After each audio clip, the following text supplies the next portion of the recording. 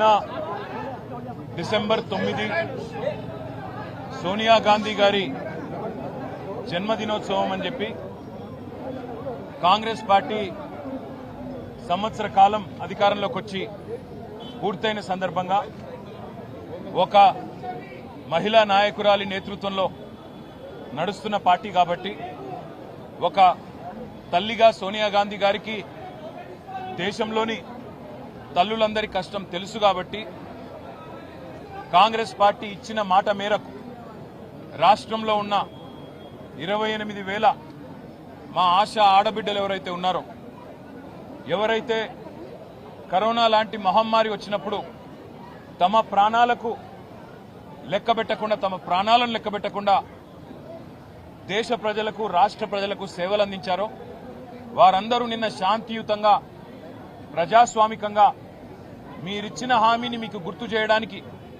మీరు 6 నెలల లోపలనే పూర్తి చేస్తామన్నారు, 18,000 జీతం ఇస్తామన్నారు, ఉద్యోగ భద్రత కల్పిస్తామన్నారు.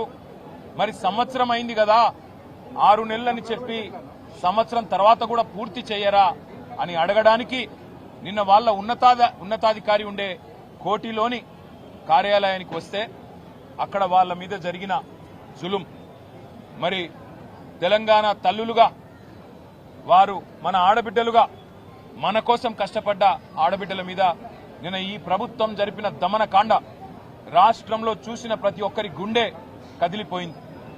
ఆడబిడ్డలని కొట్టడం అంటే మామూలు కొట్టడం కాదు, ఈడ్చుకెళ్లడం నడి రోడ్డు మీద. మగ పోలీసు వాళ్ళు, అసలు నిజానికి పోలీసు వాళ్ళల్లో మగ పోలీసు వాళ్ళకి హక్కు ఉండదు మహిళల దగ్గరికి రావడానికి.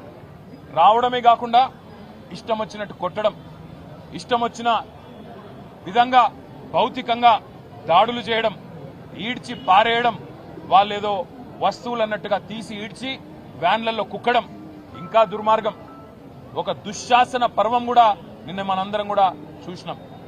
ఒక ఏసీపీ గారు, ఆయన ఈగో దెబ్బతిన్నదో ఏం దెబ్బతిన్నదో తెలియదు కానీ ఆయనతో పాటు కొంతమంది పోలీసులు నిజంగా దారుణాతి దారుణంగా ఒక ఆడబిడ్డ చీరలాగి ఆమెను భౌతికంగా ఆమె మీద దాడి చేసిన దృశ్యాన్ని రాష్ట్రం మొత్తం కూడా చూసింది. రేవంత్ రెడ్డి, ఇదేనా నీకు మహిళల పట్ల ఉన్న గౌరవం? హోంమంత్రిగా నువ్వే ఉన్నావు, నీ ఆధ్వర్యంలో ఉన్న పోలీసులు, నీ కింద పనిచేసే పోలీసులు ఈరోజు ఇంత దుర్మార్గంగా వ్యవహారం చేస్తా ఉంటే 24 గంటలైపోయింది, కనీసం ఆ పోలీసుల మీద యాక్షన్ తీసుకున్నావా? ఇప్పటివరకు ఇంతవరకు కనీసం చెల్లించినావా? కనీసం ఒక మాట మాట్లాడినావా నేను అడుగుతా ఉన్నా. అసలు సిగ్గుందా ఈ ప్రభుత్వానికి అని అడుగుతా ఉన్నా నేను. మీరిచ్చిన మాటనే కదా వాళ్ళు అడిగింది, వాళ్ళేమి గొంతమ్మ కోరిక కోరలేదు కదా. మీరే చెప్పినరు, కేసీఆర్ గారు 1,700 నుంచి 9,700కు పెంచిండు, మీకు సరిపోదు, మేము 18,000 చేస్తామని చెప్పిందే మీరు. ఉద్యోగ భద్రత కల్పిస్తామని చెప్పిందే మీరు. ఇన్సూరెన్స్ సౌకర్యం కల్పిస్తామని చెప్పిందే మీరు.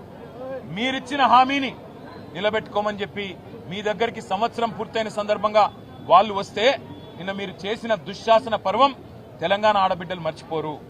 ఆశాలు వారు తెలంగాణ వచ్చినాడు కేవలం 1,700 ఉండేది వారి గౌరవ వేతనం. కానీ కేసీఆర్ గారి నాయకత్వంలో 9.5 సంవత్సరాల్లో 3 సార్లు వాళ్ళ జీతాలు పెంచినాం.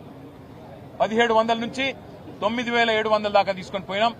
సెల్ ఫోన్ అలవెన్స్ కూడా కలుపుకుంటే ఇంకో 250 రూపాయలు, మొత్తం 10,000 రూపాయల కాడికి కేసీఆర్ గారి ప్రభుత్వంలో తీసుకొని పోయినాం. మిమ్మల్ని అడుగుతున్నది ఏమి ఈరోజు?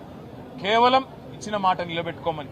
ఆ పాపానికి ఈరోజు రహీం బి అనే మహిళను, ఇప్పటికి కూడా ఆమె అడ్మిటెడ్ ఉంది, మా సంతోషాను తనను కూడా ఇష్టం వచ్చిన చోట కొట్టడం, వీళ్ళిద్దరినే కాదు వందలాది మంది ఆడబిడ్డల్ని ఈడ్చుకొని గుంజి పారేసి వారి మీద భౌతికంగా దాడి చేసి అత్యంత హేయంగా, అత్యంత దుర్మార్గంగా, అత్యంత కిరాతకంగా ఈ రాష్ట్ర పోలీసులు ప్రవర్తించిన విధానం ఏదైతే ఉందో దీన్ని వదిలిపెట్టాం. ఖచ్చితంగా నిన్న జరిగిన దమనకాండకు మొత్తం ఆధారాలు ఉన్నాయి, వీడియో ఆధారాలు, ఫోటోలు అన్ని ఉన్నాయి.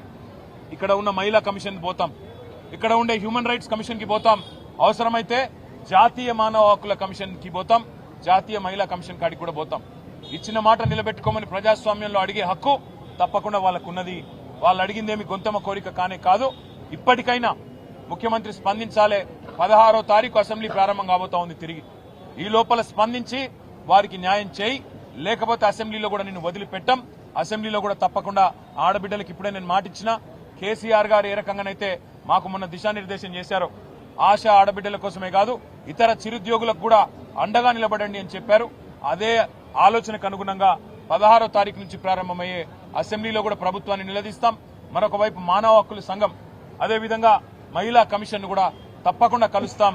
దెబ్బలు తిన్న ఆడపిల్లలకు మేము చెప్పొచ్చాం. ఒకవేళ మీకు గనక ఇక్కడ ప్రభుత్వ వైద్యం సర్కారీ వైద్యం మీకు సూట్ కాకపోతే నచ్చకపోతే మీరు రండి, మా పార్టీ తరఫున మేమే తీసుకెళ్లి ప్రైవేట్ ఆసుపత్రిలో మంచి వైద్యాన్ని కూడా అందిస్తామని చెప్పి కూడా వారికి చెప్పినాం. ధైర్యం కూడా చెప్పాము. ధైర్యంగా ఉండండి, పోరాడండి, మీకు అండగా మేమంతా కూడా ఉన్నాం, మీతో భుజం భుజం కలిపి నడుస్తామని చెప్పాం. అసెంబ్లీలో కొట్లాడతాం, బయట కూడా కొట్లాడతాం. రాష్ట్రంలో ఉండే ప్రతి ఆశ ఆడబిడ్డకు మేము బీఆర్ఎస్ తరఫున మాటిస్తా ఉన్నాం. మీకు ఇచ్చిన హామీని, ప్రభుత్వం ఇచ్చిన హామీని నిలబెట్టుకునేదాకా మీ తరఫున శాసన మండలిలో మా మహమూద్ అలీ గారు, మా నవీన్ కుమార్ రెడ్డి గారు, అదేవిధంగా మహమూద్ అలీ సాబ్, అదేవిధంగా శాసనసభలో మేమందరం కూడా గొంతు విప్పుతాం. ఖచ్చితంగా ప్రభుత్వాన్ని నిలదీస్తాం. మీకు కూడా పూర్తి స్థాయిలో న్యాయం జరిగే వరకు మీతో ఉంటామని చెప్పి కూడా తెలియజేస్తూ ప్రభుత్వం వెంటనే నిన్న అరాచకంగా వ్యవహారం చేసిన పోలీసులను తక్షణమే సర్వీస్ నుంచి డిస్మిస్ చేయాలి. సస్పెన్షన్ కాదు, సర్వీస్ నుంచి డిస్మిస్ చేయాలి. ఎందుకంటే ఆడబిడ్డల మీద చేసేటప్పుడు 1-2 సార్లు ఆలోచించుకోవాలి. ఎవరైనా సరే పోలీసు వాళ్ళు ఇష్టం వచ్చినట్టు అధికారం ఉంది కదా, కాకి యూనిఫామ్ ఉంది కదా, మేము ఇష్టం వచ్చినట్టు చేస్తాం, ఏం చేసినా నడుస్తుంది అనుకుంటే కుదరదు, వదిలిపెట్టమనే మాట కూడా ఈ సందర్భంగా తెలియజేస్తూ నిన్న మరి సహకరించిన పాత్రికేయ మిత్రులకు కూడా వాళ్ళ మీద జరిగిన దాడిని దేశం మొత్తం దృష్టికి తీసుకొచ్చిన మా మీడియా మిత్రులకు కూడా ప్రత్యేకంగా ధన్యవాదాలు కూడా నేను తెలియజేస్తా ఉన్నా. ఉస్మానియాలో మంచి సేవలు కూడా అందిస్తా ఉన్నారు. డాక్టర్లు, పారామెడికల్ సిబ్బంది, అదేవిధంగా చాలా మంది పేదలు కూడా రోగులు ఉన్నారు. వారికి మంచి సేవలు అందిస్తున్న ప్రభుత్వ వైద్య సిబ్బందికి కూడా నేను ప్రత్యేకంగా ధన్యవాదాలు చెప్తా ఉన్నా. వారికి కూడా నేను చెప్పినాను, ప్రభుత్వం వైపు నుంచి ఏమైనా ఒత్తిడి ఉంటే మీకు వాళ్ళని డిశ్చార్జ్ చేయమని మాకు చెప్పండి, మేము తీసుకొని పోతాం, మీరు వాళ్ళని అగాధంగా అనాథల్లాగా వదిలేయకండి అని చెప్పి కూడా వారికి చెప్పినాను. తప్పకుండా వాళ్ళని కాపాడుకుంటామన్న విషయం మళ్ళొకసారి తెలియజేస్తా ఉన్నా. Thank you. ఆశా వర్కర్ जो